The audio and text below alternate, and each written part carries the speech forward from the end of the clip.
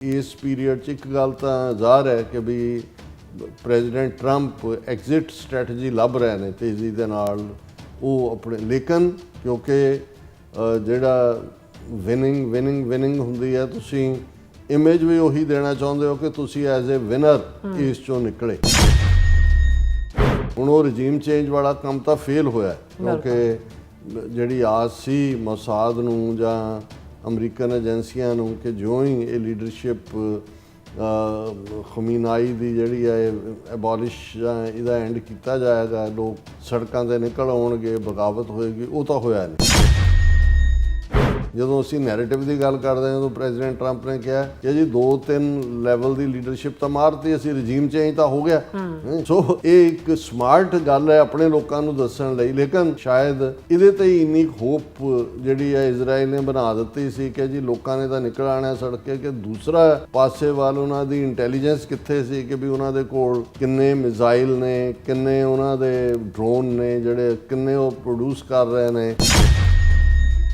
ਉਹਨਾਂ ਦੀ red cross ਦਾ narrative ਦੇਖੋ, ਜੇ 80,000 ਸਟ੍ਰਾਈਕਸ ਹੋਈਆਂ ਨੇ ਔਰ ਤਬਾਹੀ ਹੋਈ ਹੈ, ਉਹਦੇ ਬਾਵਜੂਦ ਜੇ ਉਹ ਬਿਲਕੁਲ ਡਿਫਾਇੰਟ ਮੋਡ 'ਚ ਨੇ, ਇਹਦਾ ਮਤਲਬ ਇਹ ਤਾਂ ਠੀਕ ਹੈ ਵੀ ਉਹ ਤਿਆਰੀ ਵੀ ਕਰ ਰਹੇ ਸੀ, ਪਰ ਇਹਦਾ ਮਤਲਬ ਹੈ ਕਿ ਵੀ ਇਹਨਾਂ ਦਾ ਸਾਰਾ ਜ਼ੋਰ ਉਹ ਰਜੀਮ ਚੇਂਜ ਦੇ ਉੱਤੇ ਹੀ ਸੀ ਕਿ ਵੀ ਉਹਦੇ ਲਈ ਪ੍ਰੋਟੈਸਟ ਕਰਵਾਓ, ਜਿਹੜਾ ਪਿਛਲੇ 8 ਮਹੀਨੇ ਪਹਿਲਾਂ ਸੀ। ਇਹ ਵੀ ਸਾਹਮਣੇ ਆਇਆ ਕਿ ਪ੍ਰੋਟੈਸਟ ਦੇ ਵਿੱਚ ਜਿਹੜੇ ਹਿੰਸਕ ਹੋਏ, ਉਹਨਾਂ ਨੇ ਹੀ ਮੋਸਾਦ ਦੇ ਏਜੰਟਾਂ ਨੇ ਗੋਲੀਆਂ ਚਲਾਈਆਂ ਦੂਜੀਆਂ।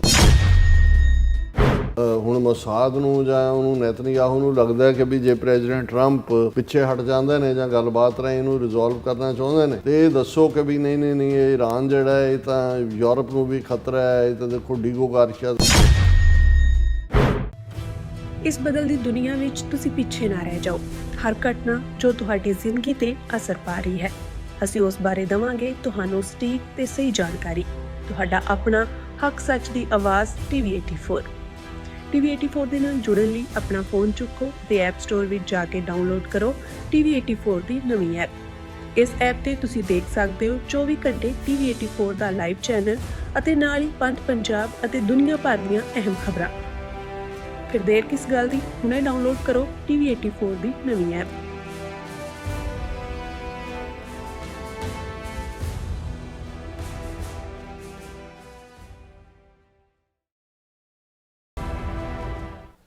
ਵਾਹਿਗੁਰੂ ਜੀ ਕਾ ਖਾਲਸਾ, ਵਾਹਿਗੁਰੂ ਜੀ ਕੀ ਫਤਿਹ। ਅਸਲਾਮ ਵਾਲੇਕਮ, ਆਦਾਬਰਜ਼। ਮੈਂ ਹਾਂ ਤੁਹਾਡੀ ਹੋਸਟ ਨੀਲਮ ਕੌਰ ਤੇ ਮੈਂ TV84 ਸਾਰੇ ਦਰਸ਼ਕਾਂ ਤੇ ਸਰੋਤਿਆਂ ਨੂੰ ਜੀ ਆਇਆਂ ਕਹਿੰਦੀ ਹਾਂ ਪ੍ਰੋਗਰਾਮ ਸੱਚੋ ਸੱਚ ਵਿੱਚ, ਜਿਹੜੇ ਇਸ ਪ੍ਰੋਗਰਾਮ ਨਾਲ ਦੇਸ਼ਾਂ ਵਿਦੇਸ਼ਾਂ ਤੋਂ ਜੁੜ ਚੁੱਕੇ ਨੇ। ਖਾਲਸਾ ਫਿਰ ਸੈਂਟਰ ਦੇ ਸੰਚਾਲਕ ਡਾਕਟਰ ਅਮਨਜੀਤ ਸਿੰਘ ਦੀ ਸਟੂਡੀਓ 'ਚ ਮੇਰੇ ਨਾਲ ਸ਼ਾਮਿਲ ਨੇ। ਉਹਨਾਂ ਨਾਲ ਗੱਲਬਾਤ ਕਰਕੇ ਅੱਜ ਦਾ ਉਹਨਾਂ ਤੋਂ ਉਹਨਾਂ ਦਾ ਤਜ਼ੀਆ ਜਾਣਦੇ ਹਾਂ। ਜੀ ਡਾਕਟਰ ਸਾਹਿਬ, ਵਾਹਿਗੁਰੂ ਜੀ ਕਾ ਖਾਲਸਾ, ਵਾਹਿਗੁਰੂ ਜੀ ਕੀ ਫਤਿਹ। ਹਾਂ ਜੀ ਨੀਲਮ ਕੌਰ ਜੀ, ਤੁਹਾਨੂੰ ਵੀ ਤੇ ਦੁਨੀਆ ਭਰ 'ਚ ਬੈਠੇ ਸਾਡੇ ਬਹੁਤ ਹੀ ਪਿਆਰੇ, ਸੋਹਣੇ, ਸਿਆਣੇ, ਸੁਨੱਖੇ TV84 ਦੇ ਵਿਊਅਰਸ ਨੂੰ ਵੀ ਵਾਹਿਗੁਰੂ ਜੀ ਕਾ ਖਾਲਸਾ, ਵਾਹਿਗੁਰੂ ਜੀ ਕੀ ਫਤਿਹ। ਸਾਡੇ ਬਹੁਤ ਹੀ ਪਿਆਰੇ ਮੁਸਲਮਾਨ ਭੈਣਾਂ ਭਰਾਵਾਂ ਨੂੰ ਅਸਲਾਮ ਅਲੈਕਮ। ਗੰਗਾ ਜਮਨੀ ਤਹਿਜ਼ੀਬ ਦੇ ਹਿੰਦੂ ਧਵੀਆਂ ਨੂੰ ਨਮੋ ਨਮੇ ਤੇ ਹੋਰ ਸਭ ਵੀਰਾਂ ਭੈਣਾਂ ਨੂੰ ਆਦਾਬਰਸ। ਜੀ ਡਾਕਟਰ ਸਾਹਿਬ, ਜੀ ਆਇਆਂ ਨੂੰ ਪ੍ਰੋਗਰਾਮ ਸੱਚੋ ਸੱਚ ਵਿੱਚ। ਬਹੁਤ ਧੰਨਵਾਦ ਜੀ ਡਾਕਟਰ ਸਾਹਿਬ, ਅੱਜ 24 ਮਾਰਚ 2026 11 ਚੇਤ ਨਾਨਕਸ਼ਾਹੀ ਸੰਮਤ 558 ਦਾ ਦਿਨ ਹੈ ਤੇ ਡਾਕਟਰ ਸਾਹਿਬ ਪ੍ਰੋਗਰਾਮ ਸ਼ੁਰੂ ਕਰਨ ਤੋਂ ਪਹਿਲਾਂ ਅਸੀਂ ਦਰਸ਼ਕਾਂ ਤੇ ਸਰੋਤਿਆਂ ਨੂੰ ਹਮੇਸ਼ਾ ਤਰ੍ਹਾਂ ਦਾ ਅਸੀਂ ਵਿਊਅਰਸ, ਜੇ ਤੁਸੀਂ ਹੱਕ ਸੱਚ ਇਨਸਾਫ ਤੇ ਪੈਰਾ ਦਿੰਦਾ ਇੱਕੋ ਇੱਕ ਚੈਨਲ TV84 ਨੂੰ ਦੇਖਣਾ ਚਾਹੁੰਦੇ ਹੋ ਤਾਂ ਤੁਸੀਂ ਦੇਖ ਸਕਦੇ ਹੋ ਸਪੈਕਟਰਮ ਕੇਬਲ, RCN ਕੇਬਲ, ਵੈਲਫਮ ਕੈਨੇਡਾ, roku, ਜਾਦੂ ਬਾਕਸ, ਸ਼ਾਵਾ, ਫੇਸਬੁੱਕ TV84 ਦੀ ਐਪ ਰਾਹੀਂ online streaming and IP box ਤੇ ਤੁਸੀਂ TV84 ਨੂੰ ਦੇਖ ਸਕਦੇ ਹੋ।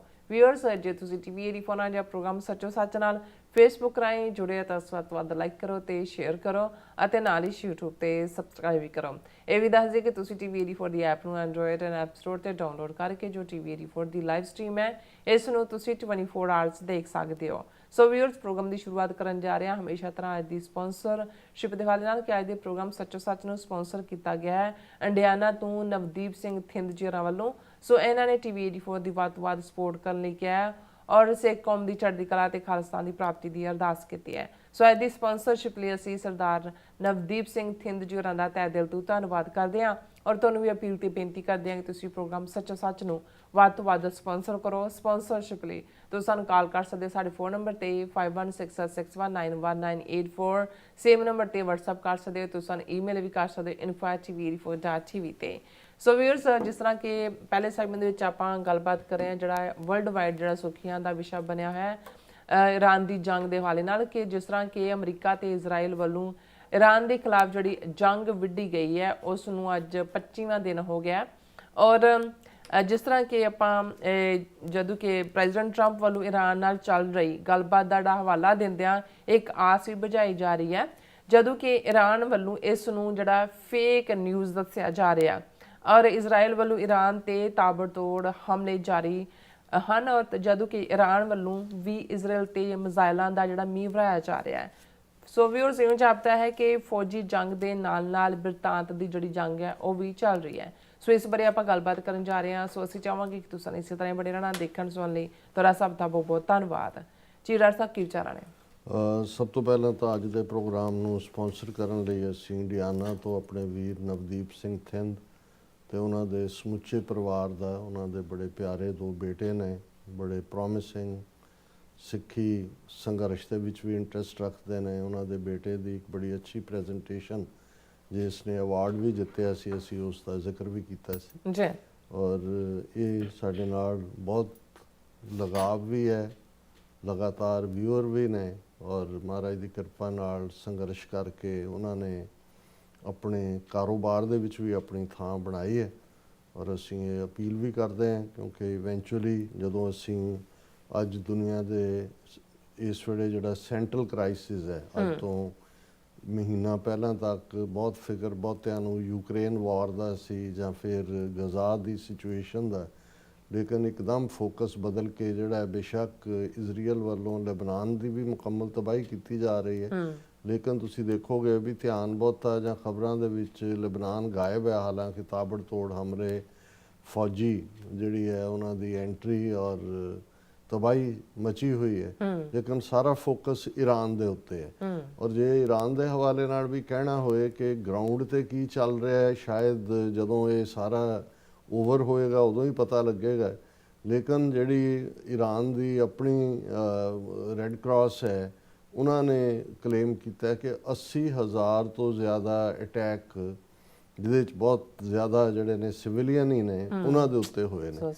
ਲੇਕਿਨ ਜਦੋਂ ਅਸੀਂ ਦੂਸਰਾ ਪੱਖ ਦੇਖਦੇ ਹਾਂ ਵੈਸਟਰਨ ਮੀਡੀਆ ਦੇ ਐਂਗਲ ਤੋਂ ਜਾਂ ਦੂਸਰੇ ਬਹੁਤ ਸਾਰੀਆਂ ਖਬਰਾਂ ਜਿਹੜੀਆਂ ਨੇ ਉਹ ਗਾਇਬ ਕੀਤੀਆਂ। ਹੁਣ ਇਹ ਜਦੋਂ ਅਸੀਂ ਇਹ ਕਹਿੰਦੇ ਹਾਂ ਵੀ ਇੱਕ ਲੜਾਈ ਮਿਲੀਟੈਰਲੀ ਹੈ, ਫੌਜੀ ਤੌਰ ਤੇ ਕੌਣ ਹਾਵੀ ਹੈ, ਉਹਨੇ ਉਧਰ ਮਿਜ਼ਾਈਲਾਂ ਦਾ ਮੀਂਹ ਵਰਾਇਆ, ਦੂਸਰਿਆਂ ਨੇ ਬੰਬ ਵਰਸਾਏ, ਪਰ ਸਭ ਤੋਂ ਜ਼ਿਆਦਾ ਇੰਪੋਰਟੈਂਟ ਜਿਹੜੀ ਜੰਗ ਇਸ ਵੇਲੇ ਬਣੀ ਹੈ ਉਹ ਨੈਰੇਟਿਵ ਦੀ ਹੈ, ਬਿਰਤਾਂਤ ਦੀ ਹੈ ਕਿ ਉਸ ਸਾਰੇ ਨੂੰ ਤੁਸੀਂ ਸਪਿਨ ਕੀ ਦੇ ਰਹੇ ਹੋ। ਇਹ ਠੀਕ ਹੈ ਵੀ ਗਰਾਊਂਡ ਦੇ ਉੱਤੇ ਜੇ 24 ਦਿਨ, ਅੱਜ 5ਵਾਂ ਦਿਨ ਹੈ ਕਿਉਂਕਿ 28 ਫਰਵਰੀ ਨੂੰ ਜਦੋਂ ਕਿ ਮਾਹ ਰਮਜ਼ਾਨ ਚੱਲ ਰਿਹਾ ਸੀ, ਇਜ਼ਰਾਈਲ ਨੇ ਅਟੈਕ ਕਰਕੇ ਉਹਨਾਂ ਦੇ ਧਾਰਮਿਕ ਰਹਿਬਰ ਔਰ ਸਿਆਸੀ ਆਗੂ ਵੀ, ਖਮੇਨਾਈ, ਉਹਨਾਂ ਦੇ ਪਰਿਵਾਰ ਦੇ ਜੀ ਔਰ ਹੋਰ ਆਲਾ ਜਿਹੜੇ ਨੇ ਲੋਕ 40 ਤੋਂ ਲੈ ਕੇ 60 ਤੱਕ ਗਿਣਤੀ ਦੱਸੀ ਜਾਂਦੀ, ਉਹ ਪਹਿਲੇ ਜਿਹੜਾ ਪਾਰਟ 'ਚ ਜਿਹੜਾ ਗਾਇਬ ਕਰ ਦਿੱਤੇ ਗਏ, ਜਿਨ੍ਹਾਂ ਨੂੰ ਪ੍ਰੈਜ਼ੀਡੈਂਟ ਟਰੰਪ ਵੀ ਫਖਰ ਦੇ ਨਾਲ ਕਹਿੰਦੇ ਨੇ ਕਿ ਅਸੀਂ ਉਹਨਾਂ ਦੀ ਪਹਿਲੀ ਲਾਈਨ ਦੀ ਲੀਡਰਸ਼ਿਪ, ਸੈਕੰਡ ਲਾਈਨ ਦੀ ਲੀਡਰਸ਼ਿਪ ਤੇ ਸ਼ਾਇਦ ਥਰਡ ਦੀ ਵੀ ਅਸੀਂ ਜਿਹੜੀ ਹੈ ਉਹ ਉਡਾ ਦਿੱਤੀ। ਹੁਣ ਇਹਦੇ 'ਚ ਕੋਈ ਸ਼ੱਕ ਨਹੀਂ ਹੈ ਕਿ ਵੀ ਉਸ ਤੋਂ ਬਾਅਦ ਇੱਕਦਮ ਕੀ ਵਾਪਰਿਆ ਜਾਂ ਕਿਵੇਂ ਹੋਇਆ ਜਾਂ ਕੀ ਹੋਏਗਾ, ਕੀ ਵਾਪਰੇਗਾ, ਇਹ ਕਿਆਸ ਰਾਈਆਂ ਸੀ, ਜਿਸ ਦੇ ਵਿੱਚ ਮੈਂ ਸਮਝਦਾ ਕਿ ਇਜ਼ਰਾਈਲ ਜਾਂ ਅਮਰੀਕਾ ਦੇ ਜਿਹੜੇ ਵੀ ਇਹ ਸਾਰੀ ਪਲਾਨ ਨੂੰ ਬਣਾਉਣ ਵਾਲੇ ਸੀ ਉਹ ਗਲਤ ਸਾਬਤ ਹੋਏ।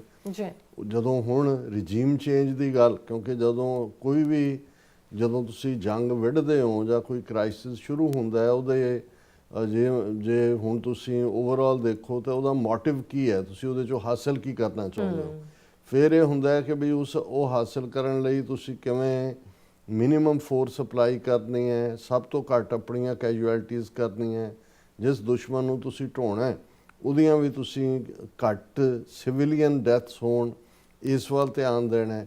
ਤੇ ਫਿਰ ਜੇ ਇਹ ਲੰਬਾ ਹੁੰਦਾ ਹੈ ਜਾਂ ਈਵਨ ਜਦੋਂ ਤੁਸੀਂ ਆਬਜੈਕਟਿਵ ਤੁਹਾਡੇ ਅੱਧ-ਪਚੱਧੇ ਵੀ ਹਾਸਲ ਹੁੰਦੇ ਨੇ, ਤੁਸੀਂ ਉਸ ਚੋਂ ਨਿਕਲਣਾ ਕਿਵੇਂ ਹੈ, ਜਿਹਨੂੰ ਐਗਜ਼ਿਟ ਸਟ੍ਰੈਟਜੀ ਕਹਿੰਦੇ ਨੇ। ਔਰ ਅਮਰੀਕਨਸ ਦਾ ਸਿਸਟਮ 'ਚ ਤਾਂ ਜੇ 4 ਦਹਾਈਆਂ ਤੋਂ ਮੈਂ ਇਸ ਧਰਤੀ ਤੇ ਰਹਿ ਕੇ ਜਿਸ ਗੱਲ ਨੂੰ ਮੈਂ ਹਾਈਲੀ ਐਪਰੀਸ਼ੀਏਟ ਕਰਦਾ ਹਾਂ ਅਮਰੀਕਨ ਮਾਈਂਡਸੈਟ ਦੀ, ਉਹ ਤਾਂ ਹੁੰਦਾ ਹੀ ਹੈ ਕਿ ਕਿਸੇ ਵੀ ਗੱਲ ਨੂੰ ਜਿਹੜਾ ਸਾਡੇ ਘੱਟੋ ਘੱਟ ਪੰਜਾਬ ਦੇ ਕਲਚਰ ਦੇ ਵਿੱਚ ਜਾਂ ਸਾਡੀ ਤਹਿਜ਼ੀਬ 'ਚ ਚੜ੍ਹਦਾ ਪੰਜਾਬ ਹੋਏ ਜਾਂ ਲਹਿੰਦਾ ਪੰਜਾਬ ਹੋਏ ਵੱਡੀ ਘਾਟ ਹੈ। ਅਸੀਂ ਤਾਂ ਕਦੇ ਪਲਾਨ ਕਰਦੇ ਹੀ ਨਹੀਂ। ਇਹ ਠੀਕ ਹੈ ਵੀ ਅਸੀਂ ਐਮਰਜੈਂਸੀ ਸਿਚੁਏਸ਼ਨ ਨੂੰ ਹੈਂਡਲ ਕਰਨ ਦੇ ਵਿੱਚ ਬੈਸਟ ਹੈ।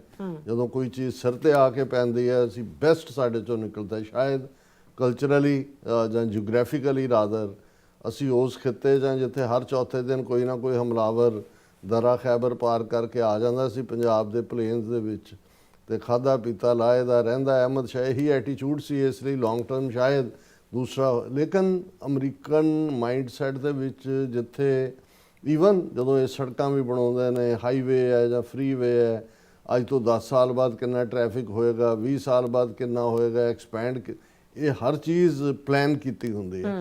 ਔਰ ਜਿਹੜੀ ਇਸ ਦੇ ਨਾਲ ਦੂਸਰੀ ਚੰਗੀ ਜਿਹੜਾ ਇਹ ਕਲਚਰ ਦਾ ਹਿੱਸਾ ਹੈ ਉਹ ਪਲਾਨ ਏ, ਪਲਾਨ ਬੀ, ਪਲਾਨ ਸੀ, ਕਿ ਵੀ ਜੇ ਇਹ ਸਾਡੀ ਪਲਾਨ ਇਹ ਹੈ ਵੀ ਅਸੀਂ ਕਿਸੇ ਕੰਮ ਨੂੰ ਕਰਨਾ ਇਵੇਂ ਕਰਨਾ, ਜੇ ਇਹ ਨਾ ਹੋਇਆ ਜਾਂ ਫੇਲ ਹੋਇਆ ਤੇ ਪਹਿਲਾਂ ਪਲਾਨ ਬੀ ਤਿਆਰ ਹੁੰਦੀ ਹੈ, ਫਿਰ ਪਲਾਨ ਸੀ ਤਿਆਰ ਹੁੰਦੀ ਹੈ। ਸੋ ਜਦੋਂ ਤੁਸੀਂ ਜੰਗ ਦੇ ਵਿੱਚ, ਕਿਉਂਕਿ ਅਮਰੀਕਨਸ ਜਦੋਂ ਆਪਣੇ ਸੋਲਜਰਸ ਦੀ ਗੱਲ ਆਉਂਦੀ ਹੈ ਫੌਜ ਦੇ ਮਾਮਲੇ 'ਚ, ਉਹ ਤਾਂ ਇੱਕ ਇੱਕ ਜਵਾਨ ਦੇ ਲਈ ਜਿਹੜਾ ਉਹ ਸਾਰਾ ਮੁਲਕ ਖਲੋਂਦਾ ਹੈ। ਔਰ ਇਹ ਸੈਂਸ ਆਫ ਪੈਟਰੀਓਟਿਜ਼ਮ ਵੀ ਹੈ। ਔਰ ਇਸ ਲਈ ਕੈਜੂਅਲਟੀਜ਼ ਵੀ ਘੱਟ ਤੋਂ ਘੱਟ ਹੋਣ, ਇਹ ਵੀ ਇੱਕ ਕਾਰਨ ਰਿਹਾ ਕਿ ਵੀ ਜਦੋਂ ਅਸੀਂ ਜਿਹੜੇ ਅਮਰੀਕਾ ਦੇ ਲੰਬੇ ਕ੍ਰਾਈਸਿਸ ਰਹੇ ਜਿਸ ਦੇ ਵਿੱਚ ਅਮਰੀਕਨ ਫੌਜ ਫਸੀ ਜਾ ਕੇ, ਉਹ ਵਿਤਨਾਮ ਹੋਏ, ਕੋਰੀਆ ਹੋਏ। ਹੁਣ ਵਿਤਨਾਮ ਵਾਰ ਦੇ ਵਿੱਚ ਜਿਹੜੀ ਕਈ ਸਾਲ ਚੱਲਦੀ ਰਹੀ, 60,000 ਤੋਂ ਜ਼ਿਆਦਾ ਅਮਰੀਕਨ ਸੋਲਜਰ ਮਾਰੇ ਗਏ। ਕੋਰੀਆ ਦੀ ਵਾਰ ਦੇ ਵਿੱਚ 54,000 ਤੋਂ ਜ਼ਿਆਦਾ। ਔਰ ਇਹ ਗੱਲ ਜਦੋਂ ਨਿਕਸਨ ਈਰਾ ਦੇ ਵਿੱਚ ਗੱਲ ਬਾਹਰ ਆਈ ਕਿ ਇਸ ਸਾਰੇ ਪੀਰੀਅਡ ਦੇ ਵਿੱਚ ਇਹ ਲਾਸਿਸ ਚੱਲ ਰਹੇ ਸੀ, ਲੇਕਿਨ ਇੱਕ ਜਿਹੜਾ ਇੰਪ੍ਰੈਸ਼ਨ ਦਿੱਤਾ ਜਾ ਰਿਹਾ ਸੀ ਵੀ ਨਹੀਂ ਨਹੀਂ ਅਸੀਂ ਜਿੱਤ ਰਹੇ, everything is in form, everything is going as planned. ਹੁਣ ਇਹ ਕਈ ਵਾਰ ਤੁਸੀਂ ਆਪਣੀ ਫੌਜ ਦੇ ਮੋਰਾਲ ਨੂੰ ਅਪ ਰੱਖਣ ਲਈ ਵੀ ਕਰਦੇ ਹੋ, ਤੇ ਕਈ ਵਾਰ ਜੇ ਕੋਈ ਵੀ ਪ੍ਰੈਜ਼ੀਡੈਂਟ ਇਹ ਡਿਸੀਜਨ ਲੈਂਦਾ ਕਿ ਜੀ ਉਹਨੇ ਉੱਥੋਂ ਕੱਢਣੀ ਹੈ ਤਾਂ ਉਹਦੇ ਤੇ ਲੱਗਦਾ ਵੀ ਹਾਰ ਗਏ ਔਰ ਉਹਦੇ ਪੋਲੀਟੀਕਲ ਕਰੀਅਰ ਨੂੰ ਫਰਕ ਪੈਣਾ ਸੀ। ਲੇਕਿਨ ਜਿਵੇਂ ਅਸੀਂ ਪਹਿਲਾਂ ਵੀ ਇਹ ਪ੍ਰੈਜ਼ੀਡੈਂਟ ਟਰੰਪ ਦੇ ਹਵਾਲੇ ਨਾਲ ਇਹ ਕਿਹਾ ਸੀ ਕਿ ਵੀ ਈਵਨ ਅਫਗਾਨਿਸਤਾਨ ਵਾਰ ਜਿੱਥੇ ਕਿ ਨੈਟੋ ਔਰ ਅਮਰੀਕਾ 20 ਸਾਲ ਤੋਂ ਫਸਿਆ ਹੋਇਆ ਸੀ, ਓਬਜੈਕਟਿਵ ਹਾਸਲ ਕੀਤਾ ਜਾ ਚੁੱਕਾ ਸੀ, ਉਸਾਮਾ 10-11 ਸਾਲ ਬਾਅਦ ਮਾਰਿਆ ਜਾ ਚੁੱਕਾ ਸੀ, ਅਫਗਾਨਿਸਤਾਨ ਨੂੰ ਆਕੂਪਾਈ ਕਰਨਾ ਤਾਂ ਹੈ ਨਹੀਂ ਸੀ। ਲੇਕਿਨ ਇਹ ਪ੍ਰੈਜ਼ੀਡੈਂਟ ਟਰੰਪ ਦੀ ਮਜ਼ਬੂਤੀ ਸੀ ਕਿ ਉਹਨਾਂ ਨੇ ਇਨਸਪਾਈਟ ਆਫ ਕਿ ਵੀ ਉਸ ਤੋਂ ਪਹਿਲਾਂ ਓਬਾਮਾ ਜਾਂ ਬਾਈਡਨ ਜਿਹੜੇ ਨੇ ਉਹ ਇਸ ਦੇ ਉੱਤੇ ਬਿਲਕੁਲ ਉਹਨਾਂ ਨੂੰ ਪਤਾ ਨਹੀਂ ਸੀ ਲੱਗ ਰਿਹਾ ਵੀ ਐਗਜ਼ਿਟ ਸਟ੍ਰੈਟਜੀ ਕੀ ਹੋਏ, ਕਿਉਂਕਿ ਬੈਠੇ ਸੀ ਆਪਣੇ, ਫੌਜ ਬੈਠੀ ਸੀ ਵੱਡੇ ਵੱਡੇ ਆਪਣੇ ਸੇਫ ਏਰੀਆਜ਼ ਦੇ ਵਿੱਚ, ਲੇਕਿਨ ਕੰਟਰੀ ਸਾਈਡ ਔਰ ਦੂਸਰੇ ਦੇ ਉੱਤੇ ਤਾਲਿਬਾਨ ਦਾ ਕੰਟਰੋਲ ਸੀ। ਸੋ ਪ੍ਰੈਜ਼ੀਡੈਂਟ ਟਰੰਪ ਨੇ ਇਨੀਸ਼ੀਏਟ ਕੀਤਾ ਕਿ ਵੀ ਗੱਲਬਾਤ ਕਰੋ ਤਾਲਿਬਾਨ ਦੇ ਨਾਲ, ਔਰ ਉਹਦੇ ਲਈ ਪਾਕਿਸਤਾਨ ਨੂੰ ਇਨਵੋਲਵ ਕੀਤਾ।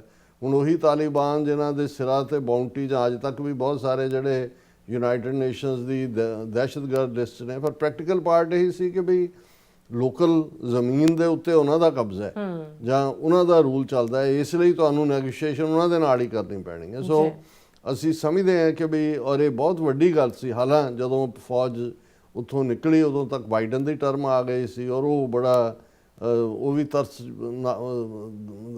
ਤਰਸਯੋਗ ਹੀ ਸੀ ਸਿਨੈਰੀਓ, ਜਿਸ ਢੰਗ ਦੇ ਨਾਲ ਉਹ ਪ੍ਰੋਪਰ ਨਹੀਂ ਸੀ ਪਲਾਨ ਕੀਤਾ। ਹੁਣ ਇਹਦੇ 'ਚ ਕੋਈ ਸ਼ੱਕ ਨਹੀਂ ਹੈ ਕਿ ਵੀ ਜਿਵੇਂ ਵੈਨਜ਼ੂਏਲਾ ਆਪਰੇਸ਼ਨ ਹੈ, ਭਾਵੇਂ ਇੰਟਰਨੈਸ਼ਨਲ ਲਾਅ ਦੀ ਦੂਜੀ ਤੀਜੀ ਖਿਲਾਫ ਵਰਜ਼ੀ ਹੈ, ਲੇਕਿਨ ਫਿਰ ਵੀ ਆਮ ਲੋਕਾਂ ਨੂੰ ਜਦੋਂ ਤੱਕ ਪਤਾ ਲੱਗਾ ਕੀ ਹੋਇਆ, ਆਪਰੇਸ਼ਨ ਹੋ ਚੁੱਕਾ ਸੀ, ਉਸ ਦੇ ਵਿੱਚ ਉਹਦੇ 'ਚ ਕੋਈ ਸ਼ੱਕ ਨਹੀਂ ਹੈ ਕਿ ਵੀ ਅਮਰੀਕਨ CIA ਦੂਸਰਿਆਂ ਨੇ ਲੰਬੇ ਵਕਤ ਤੋਂ ਲੱਗੇ ਹੋਣਗੇ, ਇਨਰ ਸਿਕਿਉਰਿਟੀ ਕਿਵੇਂ ਉਹਨਾਂ ਨੇ ਬਾਈ ਆਊਟ ਕੀਤੀ, ਕਿਵੇਂ ਜਿਹੜੇ ਨੇ ਉੱਥੋਂ ਉਹ ਸਾਰਾ ਜਿਹੜਾ ਹੈ ਉਹ ਜਿਹੜੇ ਬਿਲਕੁਲ ਟਰਸਟਵਰਦੀ ਹੁੰਦੇ ਨੇ ਉਹਨਾਂ ਨੂੰ ਹੀ ਖਰੀਦਿਆ ਜਾਂਦਾ। ਲੇਕਿਨ ਇਸ ਮਾਮਲੇ ਦੇ ਵਿੱਚ ਜਿਹੜਾ ਇਹ ਲੱਗਦਾ ਹੈ, ਔਰ ਅਸੀਂ ਇਸ ਬਿਲਕੁਲ ਕਨਵਿਕਸ਼ਨ ਦੇ ਨਾਲ ਗੱਲ ਕਰਦੇ ਹਾਂ ਕਿ ਇਸ ਜੰਗ ਦੇ ਵਿੱਚ ਅਮਰੀਕਾ ਨੂੰ ਧੱਕਿਆ ਗਿਆ ਇਜ਼ਰਾਈਲ ਵੱਲ। ਹਾਲਾਂ ਇਹ ਨਹੀਂ ਹੈ, ਔਰ ਇਹ ਜਦੋਂ ਇਹ ਸ਼ੁਰੂਆਤ ਹੋਈ ਔਰ ਇਜ਼ਰਾਈਲ ਦਾ ਇਹ ਕਿਹਾ ਜੀ ਅਸੀਂ ਤਾਂ ਪਿਛਲੇ ਜਿਹੜਾ ਉਹ 47 ਸਾਲ ਤੋਂ 1979 ਤੋਂ ਹੀ ਇਹਦਾ, ਕਿਉਂਕਿ ਜੇ 1979 ਤੋਂ ਪਹਿਲਾਂ ਦਾ ਈਰਾਨ ਦੇਖੀਏ, ਜਦੋਂ ਆਇਤੁੱਲਾ ਖਮੀਨੀ ਉੱਥੇ ਨਹੀਂ ਸੀ, ਸ਼ਾਹ ਆਫ ਈਰਾਨ ਔਰ ਦੂਸਰਾ, ਔਰ ਇਜ਼ਰਾਈਲ ਨੂੰ ਤਾਂ ਰੈਕਗਨਾਈਜ਼ ਕੀਤਾ ਹੋਇਆ ਸੀ, ਈਰਾਨ ਨੇ ਉਹਨਾਂ ਦੇ ਨਾਲ ਬੜੇ ਚੰਗੇ ਸਬੰਧ ਸੀ, ਦੂਸਰਾ ਤੀਸਰਾ ਸੀ। ਸੋ ਉਹ ਇਸ ਇੰਤਜ਼ਾਰ ਦੇ ਵਿੱਚ ਸਨ ਕਿ ਭਾਈ ਕਿਵੇਂ ਜਿਹੜਾ ਹੈ ਉਹ ਔਰ ਉਹਦੀ ਆਪਣੀ ਤਾਂ ਇੰਨੀ ਕੋਈ ਤਾਕਤ ਨਹੀਂ ਹੈ ਵੀ ਈਰਾਨ ਆਪਣੇ ਆਪ ਦੇ ਵਿੱਚ ਇੱਕ ਪਾਵਰਫੁਲ ਰਜੀਮ ਹੈ, ਇੱਕ ਤਾਕਤ ਹੈ, 9-10 ਕਰੋੜ ਦੀ ਆਬਾਦੀ, ਔਰ ਉਸ ਪੀਰੀਅਡ 'ਚ ਵੀ ਤੇਲ ਦਾ ਔਰ ਗੈਸ ਦਾ ਜ਼ਖੀਰਾ ਉਹਦੇ ਕੋਲ ਬੈਠਾ ਵੀ ਉਹ ਸਟੇਟ ਆਫ ਉਸ ਥਾਂ ਦੇ ਉੱਤੇ ਹੈ ਜਿੱਥੋਂ ਬਿਲਕੁਲ ਐਗਜ਼ਿਟ ਹੈ। ਉਹ ਸਾਰੇ ਦਾ ਜਿਹੜੀ ਪੱਟੀ ਹੈ ਉਹ ਡਿਸਾਈਡ ਕਰਦੀ ਹੈ ਵੀ ਉੱਥੋਂ ਕਿਹਨੂੰ ਜਾਣ ਦੇਣਾ, ਕਿਹਨੂੰ ਨਹੀਂ ਜਾਣ ਦੇਣਾ। ਸੋ ਇਹਨਾਂ ਹਾਲਾਤਾਂ ਦੇ ਵਿੱਚ ਪਿਛਲੇ ਦਿਨਾਂ 'ਚ 2 ਦਿਨ ਪਹਿਲਾਂ ਹੀ ਟੈਨੈਸੀ ਦੇ ਵਿੱਚ ਇੱਕ ਡਿਸਕਸ਼ਨ ਦੇ ਦੌਰਾਨ ਪ੍ਰੈਜ਼ੀਡੈਂਟ ਟਰੰਪ ਨੇ ਕਿਹਾ, or Pete said let's do it Trump on decision making over Iran attack. US President, while sharing any details, also said that there have been productive conversations between the US and Iran for complete and total resolution to the conflict in West area. ਔਰ ਜਦੋਂ lighter mood 'ਚ ਹੁੰਦੇ ਨੇ ਕਹਿੰਦੇ ਨੇ ਵੀ discussion ਚੱਲ ਰਹੀ ਸੀ। ਉਹਨਾਂ ਨੇ ਕਿਹਾ ਵੀ ਮੇਰਾ ਵਾਈਸ ਪ੍ਰੈਜ਼ੀਡੈਂਟ ਮਿਸਟਰ ਵੈਂਸ ਕੋਈ ਬਹੁਤਾ ਹੱਕ 'ਚ ਨਹੀਂ ਸੀ ਜੋ ਈਰਾਨ ਦੇ ਖਿਲਾਫ, ਪਰ ਮੇਰੇ ਸੈਕਟਰੀ ਆਫ ਵਾਰ, ਜਿਹਨੂੰ ਸੈਕਟਰੀ ਆਫ ਡਿਫੈਂਸ ਕਹਿੰਦੇ ਨੇ, ਮਿਸਟਰ ਪੀਟ, ਉਹਨੇ ਕਿਹਾ ਲੈਟਸ ਡੂ ਇਟ।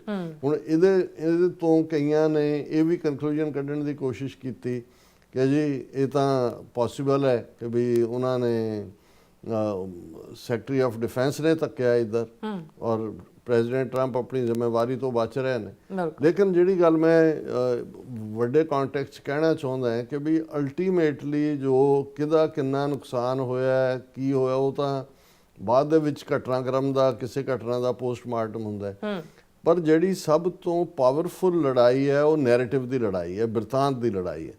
ਔਰ ਖਾਲਿਸਤਾਨ ਦੇ ਮੁੱਦੇ ਦੇ ਉੱਤੇ ਵੀ ਜੇ ਅਸੀਂ ਇਹ ਦੇਖਣਾ ਹੋਏ ਕਿ ਵੀ ਜ਼ੁਲਮ ਤਾਂ ਸਾਡੇ ਤੇ ਪਹਿਲੇ ਦਿਨ ਤੋਂ ਹੋਏ, 47 ਤੋਂ ਹੀ ਕੰਮ ਸ਼ੁਰੂ ਹੋ ਗਿਆ। ਜੂਨ 84 ਤੋਂ 94-95 ਤੱਕ ਸਾਡੇ ਖਿਲਾਫ ਟੋਟਲ ਵਾਰ ਜਿਹੜੀ ਅੱਜ ਵੀ ਜਾਰੀ ਹੈ, ਟ੍ਰਾਂਸਨੈਸ਼ਨਲ ਰਿਪਰੈਸ਼ਨ ਤੱਕ ਆ ਗਈ।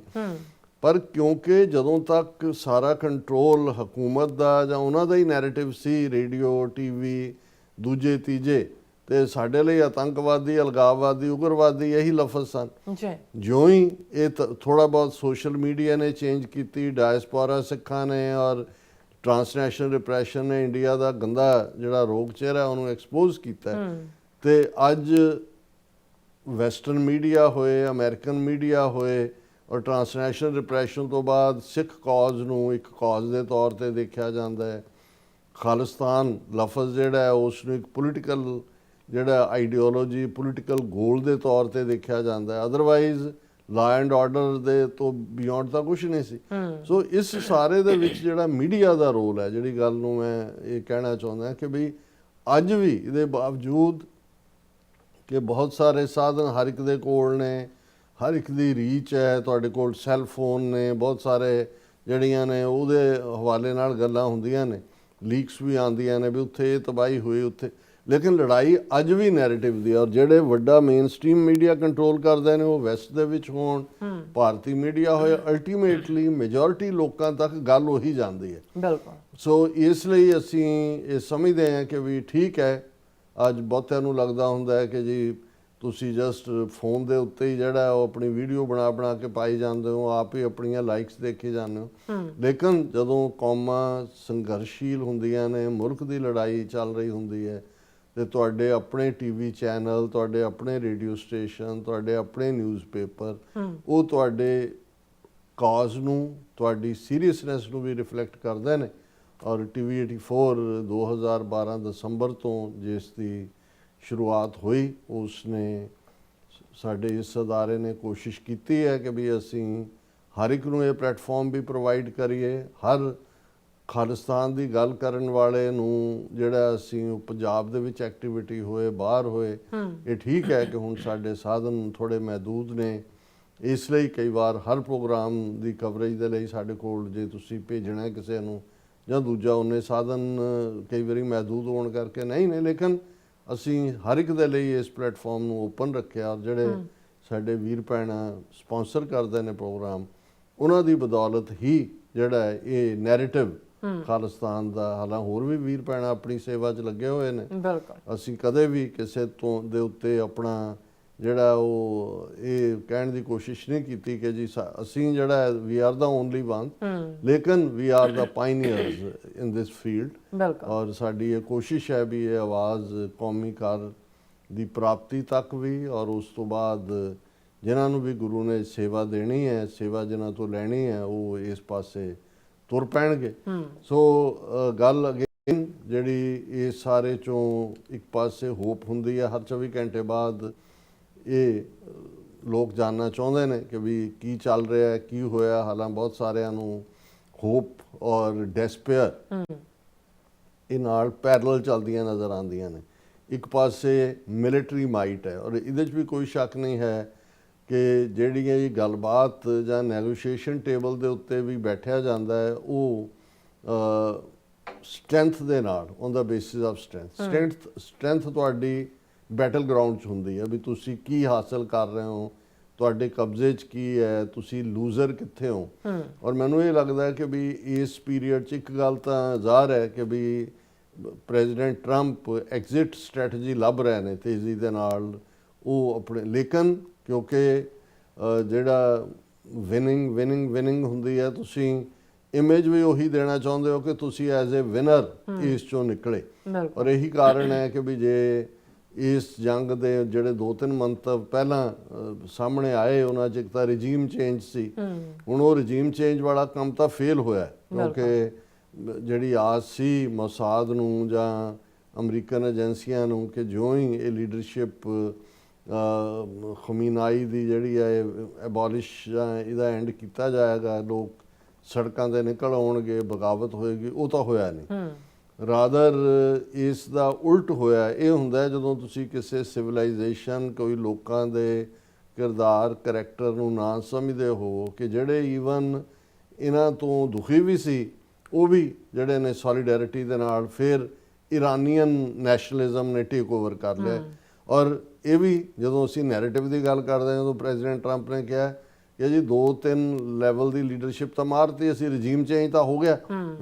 ਸੋ ਇਹ ਇੱਕ ਸਮਾਰਟ ਗੱਲ ਹੈ ਆਪਣੇ ਲੋਕਾਂ ਨੂੰ ਦੱਸਣ ਲਈ, ਲੇਕਿਨ ਅਸੀਂ ਇਹ ਸਮਝਦੇ ਹਾਂ ਕਿ ਵੀ ਇਹ ਜਿਹੜਾ ਆਬਜੈਕਟਿਵ ਸੀ ਕਿ ਜਿਹਦੇ ਤੋਂ ਬਾਅਦ ਸ਼ਾਇਦ ਇਹਦੇ ਤੇ ਹੀ ਇੰਨੀ ਹੋਪ ਜਿਹੜੀ ਹੈ ਇਜ਼ਰਾਈਲ ਨੇ ਬਣਾ ਦਿੱਤੀ ਸੀ ਕਿ ਜੀ ਲੋਕਾਂ ਨੇ ਤਾਂ ਨਿਕਲ ਆਉਣਾ ਸੜਕੇ, ਕਿ ਦੂਸਰਾ ਪਾਸੇ ਵੱਲ ਉਹਨਾਂ ਦੀ ਇੰਟੈਲੀਜੈਂਸ ਕਿੱਥੇ ਸੀ ਕਿ ਵੀ ਉਹਨਾਂ ਦੇ ਕੋਲ ਕਿੰਨੇ ਮਿਜ਼ਾਈਲ ਨੇ, ਕਿੰਨੇ ਉਹਨਾਂ ਦੇ ਡਰੋਨ ਨੇ, ਜਿਹੜੇ ਕਿੰਨੇ ਉਹ ਪ੍ਰੋਡਿਊਸ ਕਰ ਰਹੇ ਨੇ, ਕਿਸ ਲੈਵਲ ਤੇ। ਜੇ ਹੁਣ ਉਹਨਾਂ ਦੀ ਰੈੱਡ ਕਰਾਸ ਦਾ ਨੈਰੇਟਿਵ ਦੇਖੋ, ਜੇ 80,000 ਸਟ੍ਰਾਈਕਸ ਹੋਈਆਂ ਨੇ ਔਰ ਤਬਾਹੀ ਹੋਈ ਹੈ, ਉਹਦੇ ਬਾਵਜੂਦ ਜੇ ਉਹ ਬਿਲਕੁਲ ਡਿਫਾਇੰਟ ਮੋਡ 'ਚ ਨੇ, ਇਹਦਾ ਮਤਲਬ ਇਹ ਤਾਂ ਠੀਕ ਹੈ ਵੀ ਉਹ ਤਿਆਰੀ ਵੀ ਕਰ ਰਹੇ ਸੀ, ਪਰ ਇਹਦਾ ਮਤਲਬ ਹੈ ਕਿ ਵੀ ਇਹਨਾਂ ਦਾ ਸਾਰਾ ਜ਼ੋਰ ਉਹ ਰਜੀਮ ਚੇਂਜ ਦੇ ਉੱਤੇ ਹੀ ਸੀ ਕਿ ਵੀ ਉਹਦੇ ਲਈ ਪ੍ਰੋਟੈਸਟ ਕਰਵਾਓ। ਜਿਹੜਾ ਪਿਛਲੇ 8 ਮਹੀਨੇ ਪਹਿਲਾਂ ਸੀ, ਇਹ ਵੀ ਸਾਹਮਣੇ ਆਇਆ ਕਿ ਪ੍ਰੋਟੈਸਟ ਦੇ ਵਿੱਚ ਜਿਹੜੇ ਹਿੰਸਕ ਹੋਏ, ਉਹਨਾਂ ਨੇ ਹੀ ਮੋਸਾਦ ਦੇ ਏਜੰਟਾਂ ਨੇ ਗੋਲੀਆਂ ਚਲਾਈਆਂ ਦੂਜੀਆਂ, ਉਹਦਾ ਨਤੀਜਾ ਸਿਵਲੀਅਨਸ ਨੂੰ ਭੁਗਤਣਾ ਪਿਆ। 6-7 ਹਜ਼ਾਰ ਤੋਂ ਜ਼ਿਆਦਾ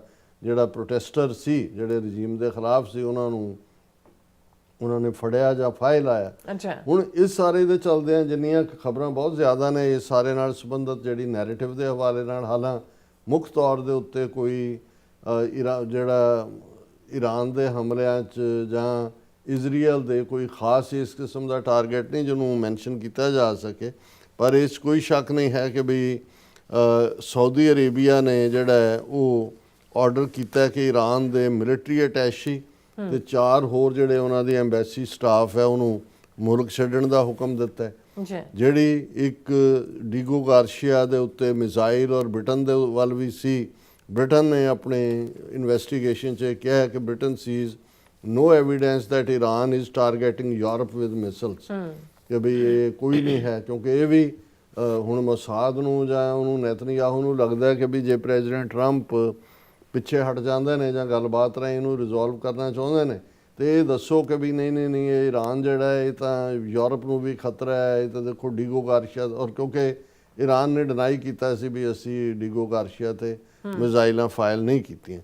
ਹੁਣ ਜਿਹੜੀਆਂ ਅਦਰਵਾਈਜ਼ ਔਨ ਦਾ ਗਰਾਊਂਡ ਹੈ, strikes hit Iran, Tehran targets Israel and Gulf states amid mixed signals over talks to end war, ਕਿਉਂਕਿ ਦੋਨੋਂ ਪਾਸੇ ਮਿਕਸਡ ਸਿਗਨਲ ਜਾ ਰਹੇ ਨੇ। ਜਦੋਂ ਗੱਲਬਾਤ ਦੀ ਖਬਰ ਆਈ ਆਇਲ ਪ੍ਰਾਈਸਿਸ 90 ਤੇ ਆ ਗਏ। ਅੱਛਾ ਜਦੋਂ ਈਰਾਨ ਨੇ ਨਾਲ ਦੀ ਨਾਲ ਕਿਹਾ ਵੀ ਨਹੀਂ ਇਹ ਫੇਕ ਨਿਊਜ਼ ਹੈ, ਕੋਈ ਗੱਲਬਾਤ ਨਹੀਂ ਚੱਲ ਰਹੀ, ਹਾਲਾਂਕਿ ਗੱਲ ਦੋਨਾਂ ਦੀ ਠੀਕ ਹੈ, ਲੇਕਿਨ ਕਹਿਣ ਦਾ ਅੰਦਾਜ਼ ਟਰੰਪ ਨੇ ਜਿਵੇਂ ਕਿਹਾ ਕਿ ਵੀ ਬਹੁਤ ਵਧੀਆ ਡੀਲ ਹੋਣ ਜਾ ਰਹੀ ਹੈ, ਅਸੀਂ ਰਜੀਮ ਚੇਂਜ ਕਰ ਦਿੱਤੀ ਹੈ, ਈਰਾਨ ਨੇ ਸਾਨੂੰ ਐਸਾ ਇੱਕ ਆਫਰ ਵੀ ਕੀਤਾ ਹੈ ਪ੍ਰਾਈਸ ਜਿਹਦੇ 'ਚ ਬਹੁਤ ਮਨੀ ਹੋਏਗੀ। ਹੁਣ ਕਿਉਂਕਿ ਉਸ ਤੋਂ ਪਹਿਲਾਂ ਇਹ ਆ ਗਿਆ ਸੀ ਕਿ ਵੀ ਇੱਕ ਕਨਵਰਸੇਸ਼ਨ ਪ੍ਰੈਜ਼ੀਡੈਂਟ ਟਰੰਪ ਨੇ ਕਿਹਾ ਕਿ ਵੀ ਸਟੇਟ ਆਫ ਹਿਊਮਸ ਜਿਹੜਾ ਹੈ ਉਸ ਦਾ ਜੁਆਇੰਟ ਕੰਟਰੋਲ ਹੋਏ, ਮੇਰਾ ਔਰ ਆਇਤੁੱਲਾ ਦਾ, ਮੇਰਾ ਦਾ ਮਤਲਬ ਅਮਰੀਕਾ ਦਾ। ਸੋ ਜਦੋਂ ਹੁਣ ਉਹਨਾਂ ਨੇ ਕਿਹਾ ਜੀ ਸਾਨੂੰ ਗਿਫਟ ਹੈ, ਇਸ ਤੋਂ ਇਹ ਲੱਗਾ ਕਿ ਵੀ ਜਿਵੇਂ ਉਹ ਮੰਨ ਗਏ ਹੋਣ। ਉਹਨਾਂ ਦੀ ਫੋਰਨ ਜਿਹੜੀ ਮਿਨਿਸਟਰੀ ਆ ਉਹਨਾਂ ਨੇ ਕਿਹਾ ਜੀ ਬਿਲਕੁਲ ਇਹ ਫੇਕ ਹੈ, ਕੋਈ ਗੱਲਬਾਤ ਜਿਹੜੀ ਇਸ ਕਿਸਮ ਦੀ ਜਾਂ ਦੂਜੀ, ਅਸੀਂ ਆਪਣੇ ਤੇ ਖੜੇ। ਹੁਣ ਫਿਕਰ ਸਭ ਤੋਂ ਜ਼ਿਆਦਾ ਨੇਤਨਯਾਹੂ ਨੂੰ ਪਿਆ ਹੋਇਆ, ਔਰ ਇਹ ਆ ਗਿਆ Netanyahu spoke with Trump was to protect Israel's interest, ਕਿ ਜੀ ਮੈਂ ਜਿਹੜੀ ਹੈ ਟਰੰਪ ਨਾਲ ਗੱਲਬਾਤ ਕੀਤੀ ਹੈ ਔਰ ਪ੍ਰੈਜ਼ੀਡੈਂਟ ਟਰੰਪ ਨੇ ਕਿਹਾ ਕਿ ਜੀ ਅਸੀਂ ਕੋਈ ਵੀ ਜਿਹੜਾ ਨੈਗੋਸ਼ੀਏਟਡ ਐਗਰੀਮੈਂਟ ਹੋਏਗਾ that will protect Israel's interest, ਕਿ ਜੀ ਅਸੀਂ ਤੁਹਾਨੂੰ ਅਬੈਂਡਨ ਨਹੀਂ ਕਰਾਂਗੇ। ਔਰ ਉਹਨਾਂ ਨੇ ਕਿਹਾ ਕਿ ਵੀ President Trump believes there is chance to leverage the tremendous achievements of the IDF, Israeli Defense Forces, and US military in order to realize the war's objective in an agreement that will safeguard our vital। ਇਹ ਹੁਣ ਇਹ ਵੀ ਆਪਣੀ narrative ਦੇ ਕਿ ਅਸੀਂ ਬਹੁਤ victory ਹਾਸਲ ਕਰ ਲਈ ਹੈ ਔਰ ਜਿਹੜਾ ਐਗਰੀਮੈਂਟ ਵੀ ਹੋਏਗਾ ਉਹ ਫਰਦਰ ਇਸ ਨੂੰ ਅੱਗੇ ਤੋਰੇਗਾ। ਸੋ ਇਸ ਦੇ ਵਿੱਚ ਜਿਹੜਾ ਮੈਂ ਸਮਝਦਾ ਹਾਂ ਵੀ ਆਉਣ ਵਾਲੇ ਦਿਨਾਂ ਦੇ ਵਿੱਚ ਦੋਨੋਂ ਹੀ ਪਾਰਟ ਚੱਲ ਰਹੇ ਨੇ, ਕਿਉਂਕਿ ਅਮਰੀਕਾ ਦੀ ਗਰਾਊਂਡ ਟਰੂਪਸ ਨੂੰ ਵੀ ਕਿਤੇ ਨਾ ਕਿਤੇ ਉਤਾਰਨ ਦੀ ਲਾਈਨ ਚੱਲ ਰਹੀ ਹੈ, ਕਿਉਂਕਿ ਮਿਡਲ ਈਸਟ ਦੇ ਵਿੱਚ ਮੈਰੀਨ ਜਿਹੜੇ ਇਹਨਾਂ ਦੇ ਕਾਫੀ ਜਾਂਬਾਜ਼ ਕਿਸਮ ਦੇ ਹੁੰਦੇ ਨੇ ਫੌਜੀ, ਉਹ ਵੀ, ਔਰ ਉਹਨਾਂ ਦੇ ਵੀ ਅੱਗੋਂ ਸਪੈਸ਼ਲ ਦਸਤੇ ਜਿਨ੍ਹਾਂ ਦੇ ਨਾਂ ਨੇ ਜਿਹੜੇ ਜਿਨ੍ਹਾਂ ਦੀਆਂ ਆਪਣੀਆਂ ਕਾਫੀ ਜਿਹੜਾ ਏਬਲ ਲੋਕ ਨੇ ਉਹਨਾਂ ਦੇ ਉਤਾਰਨ ਦਾ ਵੀ ਚੱਲ ਰਿਹਾ। ਸੋ ਇੱਕ ਪਾਸੇ ਨੈਗੋਸ਼ੀਏਸ਼ਨ ਦੀ ਗੱਲ ਵੀ ਚੱਲ ਰਹੀ ਹੈ। ਸੋ ਇਹ ਪਤਾ ਨਹੀਂ ਕੀ ਰੁਖ ਲਏਗਾ, ਪਰ ਅਸੀਂ ਇਹ ਸਮਝਦੇ ਹਾਂ, ਜਿਹੜੀ ਮੈਨੂੰ ਜਿੰਨੀ ਸਮਝ ਹੈ ਪ੍ਰੈਜ਼ੀਡੈਂਟ ਟਰੰਪ ਜਿਹੜੇ ਨੇ ਉਹ ਲੰਬਾ ਟਕਰਾਅ ਨਹੀਂ ਚਾਹੁੰਦੇ। ਮਿਡ ਟਰਮ ਇਲੈਕਸ਼ਨਸ ਵੀ ਨੇ, ਇਕੋਨਮੀ ਵੀ ਸਫਰ ਕਰ ਰਹੀ ਹੈ ਆਲਰੇਡੀ, ਅਮਰੀਕਾ ਦੀ ਵੀ ਜਿਹੜਾ ਉਸ ਦੀ ਮਹਿੰਗਾਈ ਦਾ ਵੀ ਅਸਰ ਹੋ ਰਿਹਾ ਹੈ, ਲੋਕਾਂ ਦੇ ਵਿੱਚ ਵੀ ਇਹ ਅਨਪੋਪੂਲਰ ਵਾਰ ਹੈ। ਸੋ ਕੁੱਲ ਮਿਲਾ ਕੇ ਅਸੀਂ ਇਹ ਦੇਖ ਸਕਦੇ ਹਾਂ ਕਿ ਇਸ 'ਚੋਂ ਆਉਣ ਵਾਲਾ ਹਰ ਦਿਨ ਜਦੋਂ ਵੀ ਅਸੀਂ ਨੈਕਸਟ ਸ਼ੋਅ ਕਰਦੇ ਹਾਂ ਉਹਦੇ 24 ਘੰਟਿਆਂ 'ਚ ਕੀ ਹੈ। ਲੇਕਿਨ ਇਸ ਵੇਲੇ ਗਰਾਊਂਡ ਦੇ ਉੱਤੇ ਤਾਂ ਕੋਈ ਮਿਲੀਟੈਰਲੀ ਤਾਂ ਕੋਈ ਲੰਬੀ ਚੌੜਾ ਨਹੀਂ ਹੈ ਵੀ ਉਹਨੇ ਉਹਦਾ ਇੰਨਾ ਨੁਕਸਾਨ ਕਰ, ਲੇਕਿਨ ਜਿਹੜਾ ਇਸ ਵੇਲੇ ਜੰਗ ਹੈ ਉਹ ਨੈਰੇਟਿਵ ਦੀ ਜ਼ਿਆਦਾ ਹੈ, ਬਿਰਤਾਂਤ ਦੀ ਜ਼ਿਆਦਾ ਹੈ। ਔਰ ਇਹ ਈਵਨ ਈਰਾਨ ਨੇ ਵੀ ਕਿਹਾ ਕਿ ਜੀ ਟਰੰਪ ਫੇਕ ਨਿਊਜ਼ ਉਹ ਦੇ ਰਹੇ ਨੇ ਤਾਂ ਕਿ ਆਇਲ ਮਾਰਕੀਟ ਨੂੰ ਉਹ ਕੰਟਰੋਲ ਕਰਨ, ਔਰ ਉਹ ਭਾਅ ਦੇ ਉੱਤੇ ਜਿਹੜਾ ਉਹ ਕੰਟਰੋਲ ਹੋ ਜਦੋਂ ਹੁੰਦਾ ਹੈ, ਗੱਲਬਾਤ ਹੋਪ ਜਗਦੀ ਹੈ ਕਿ ਜੀ ਗੱਲਬਾਤ ਹੋ ਰਹੀ ਹੈ। So let we hope for the best. ਜੀ ਰਾਸਾ ਤੁਹਾਡਾ ਬਹੁਤ ਸ਼ੁਕਰੀਆ। ਸੋ ਥਲੇ ਨੂੰ ਬ੍ਰੇਕ ਤੇ ਜਾਣ ਤੋਂ ਪਹਿਲਾਂ ਅਸੀਂ ਦਰਸ਼ਕਾਂ ਦੇ ਸਰੋਤਿਆਂ ਨੂੰ ਅਪੀਲ ਤੇ ਬੇਨਤੀ ਕਰਦੀ ਵੀਅਰਸ, ਜਿਸ ਤਰ੍ਹਾਂ ਤੁਸੀਂ ਜਾਣਦੇ ਹੋ ਕਿ ਟੀਵੀ 84 ਇੱਕ ਪੰਥਕ ਚੈਨਲ ਹੈ। ਟੀਵੀ 84 ਦੀ ਚੜ੍ਹਦੀ ਕਲਾ ਲਈ ਵੱਧ ਤੋਂ ਵੱਧ ਡੋਨੇਟ ਕਰੋ। ਡੋਨੇਟ ਕਰਨ ਲਈ ਸਾਡੀ ਵੈਬਸਾਈਟ tv84.tv ਤੇ ਜਾ ਕੇ ਪੇਪਲ ਦੀ ਵਰਤੋਂ ਕਰਕੇ ਵਨ ਟਾਈਮ ਡੋਨੇਟ ਕਰ ਸਕਦੇ ਹੋ, ਮੰਥਲੀ ਡੋਨੇਟ ਵੀ ਕਰ ਸਕਦੇ ਹੋ। ਤੁਸੀਂ ਟੀਵੀ 84 ਦੇ ਨਾਮ ਤੇ ਚੈੱਕ ਬਣਾ ਕੇ ਸਾਨੂੰ ਮੇਲ ਵੀ ਕਰ ਸਕਦੇ ਹੋ ਸਾਡੇ ਇਸ ਪਤੇ ਤੇ 36-01 37th Avenue, Long Island City, New York 11101 USA, ਜਾਂ ਫਿਰ ਤੁਸੀਂ ਫੋਨ ਰਾਹੀਂ ਵੀ ਸੰਪਰਕ ਕਰ ਸਕਦੇ ਹੋ 5166191984। ਤੁਸੀਂ ਸਾਨੂੰ ਈਮੇਲ ਵੀ ਕਰ ਸਕਦੇ ਹੋ info@tv84.tv ਤੇ। ਅਸੀਂ ਤੁਹਾਡੇ ਤਹਿ ਦਿਲ ਤੋਂ ਸ਼ੁਕਰਗੁਜ਼ਾਰ ਹੋਵਾਂਗੇ। ਸੋ ਥਲੇ ਨੇ ਬ੍ਰੇਕ ਵੀਅਰਸ, ਤੁਸੀਂ ਇਸੇ ਤਰ੍ਹਾਂ ਬਣੇ ਰਹਿਣਾ। ਮਿਲਦੇ ਆਫਟਰ ਦਿਸ ਸ਼ਾਰਟ ਬ੍ਰੇਕ।